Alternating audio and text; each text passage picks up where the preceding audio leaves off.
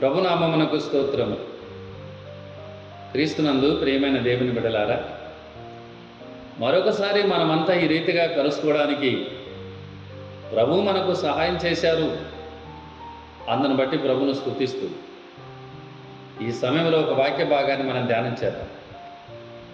సామెతల గ్రంథము 2వ అధ్యాయము 6వ వచనములో, యెహోవాయే జ్ఞానమిచ్చువాడు, తెలివియు వివేచనయు ఆయన నోట నుండి వచ్చును.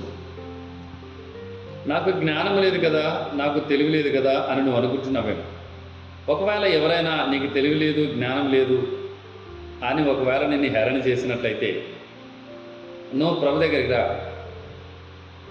ప్రభు దగ్గరికి వచ్చి ఆయన పాదాలు పట్టుకొని కన్నీరు కార్చి ప్రార్థన చెయ్యి. దేవుడు తప్పక నీకు జ్ఞానాన్ని ఇస్తాడు, తెలివిని ఇస్తాడు, వివేచన ఇస్తాడు. ఎందుకంటే ఆయనే జ్ఞానం ఇచ్చేవాడు. ఆయన నిన్ను పుట్టించిన దేవుడు కాబట్టి ఈ లోకంలో నువ్వు ఎలా జీవించాలనో తగిన జ్ఞానాన్ని నీకు ఆయన అనుగ్రహిస్తాడు.